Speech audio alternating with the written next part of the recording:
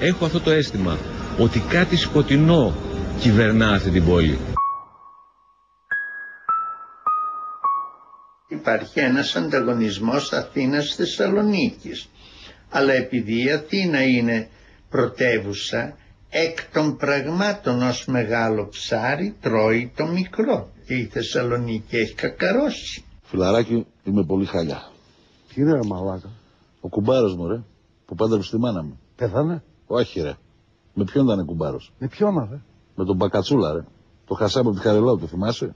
Πέθανε αυτός? Κανένας δεν πέθανε. Αν ακούς τι σε λέω τώρα. Ναι. Αυτός τώρα ο Μπακατσούλας. Με ποιον ήταν κουμπάρος? Με ποιον Με τον Τάκη τον Καμπούρη, τον εργολάβο, τον Αλήθωρο, το θυμάσαι? Που έφτιαχνε τις τραβές οικοδομές στην Τούμπα. Ναι, αυτόν που χτίσει την πάνω Τούμπα και βλέπανε την κάτω Τούμπα. Αυτό να. Και συνάμα τώρα, ο κουμπάρος του κουμπάρου μου ήταν κουμπάρος με τον αδερφό του Μπατζαμάκη μας. κουμπάρος. Κουμπάρος. Αυτόν που έχει το γραφείο τελετών. Δεν μπορεί να μην το ξέρεις. Στην Όλγας, ρε. Ποιον? Τον Μπαμπούλα, ρε μαλάκα. Τον Μπαμπούλα, ρε Τι μαλάκα. σε λέω το Τον Μπαμπούλα κουμπάρος, τον κουμπάρος του κουμπάρου. Ναι, για.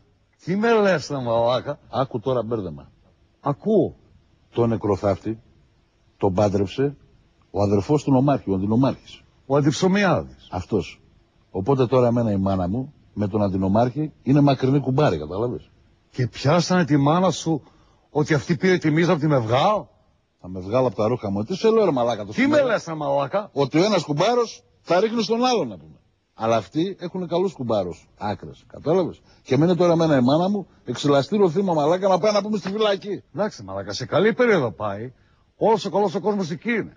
Δικηγόροι, δικαστικοί, δεν είναι γραβάτα και χειροπέδα.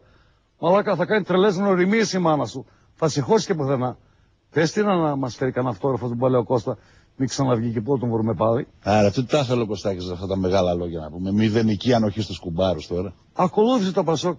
Παντοτινή ανοχή στους κουμπάρους. Δεν είχε το Πασόκ κουμπάρους. Τους μάθαμε ρε εσύ. Και το παίζουν ξαφνιασμένοι ντεμεκ. Κλέβουν στο δημόσιο. Και εμείς σου λέει 20 χρόνια ούτε που μας πέρασε στο μυαλό ρε μαλάκα. Ναι, τα μπλάστ τους ήρθε στο κεφάλι, ρε. Δεν το ξέρανε να πούμε. Αλλά ξέρεις τι πάθανε Πασόκοι, Τι? Πέσανε στο δικό μας απάνω, ρε, τον Καρδάση, ρε. Τον Ψωμιάδη, ρε, το πιο λαμπρό αστέρι, ρε, μαλάκα. Ο οποίος είναι φίλος. Το φίλο του τον κουμπάρο τον έχει διορίσει σε 42 θέσεις. Μαλάκα τώρα που το λες, εγώ από τη μια καρέκλα να πάω στην άλλη και κουράζομαι, ρε. Αυτός 42 θέσεις πώς τις έκανε κουμάντο. Άμα αγαπάς αυτή τη χώρα, κάνεις θυσίες. Αυτό κατάλαβα εγώ. Έκλεψε, λέει. Εντάξει, μωρέ, τώρα έκλεψε να πούμε σε μία από τις 42 θέσεις που τον έδωσε. Τον μείναν άλλες 41 θέσεις που δεν έκλεψε. Αυτά γιατί δεν τα λες Τριανταφυλόπουλε. Γιατί δεν τα λες Τριανταφυλόπουλε, γιατί τα καλύβεις. Άστε με. Πλάκα μας κάνει. Κύριε Λεωνίδα, σβήστο. Μαλάκα, μην τον κουράζει τον άνθρωπο. Ας στείλω τη γυναίκα του. Και δεν είναι που δεν ξέρουν να κλέψουνε. Δεν ξέρουν και να απαντήσουν την ώρα που τους πιάνουνε. Τον πιάσανε τον άλλο με 200.000 ευρώ στο χέρι και τον λένε γιατί πήρε τηλέφωνο σε αυτόν στο Υπουργείο για να ζητήσει δουλειά που δεν είχα.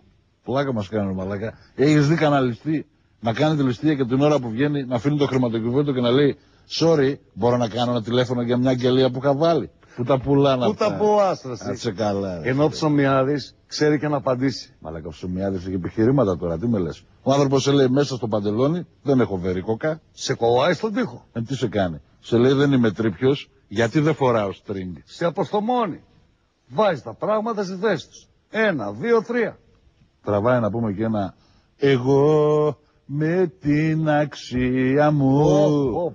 Κατάλαβες, και κλαίνε οι γριές, κλαίνε οι μετανάστες να πω μισικώθηκε τρίχα. Και εμένα ρε μαλάκα σε πιάνει. Ρε εσύ, ο άνθρωπος ανοίγει το στόμα του και γράφει δραματική σειρά. Χειροπέδα στο δεξί. Ρε εσύ, ο άνθρωπος μιλάει στην ψυχή του Έλληνα. Γι' αυτό εδώ είμαστε και θα το δεις, θα ξαναβγεί. Και για άλλο λόγο θα ξαναβγεί. Τι? Γιατί οι Θεσσαλονικείς βαριούνται να αλλάζουν, εσύ. Εγώ αλλάζω βαρκή κάθε 2 μήνες. Πάω να αλλάξω νομάρχη. Και ποιον να ψηφίσεις? Τον Πατουλίδου, ρε. Καλό κορίτσι. Καλό. Αλλά άμα έκλεβε ο κουμπάρος της, θα έβγαινε να πούμε να τον στηρίξει.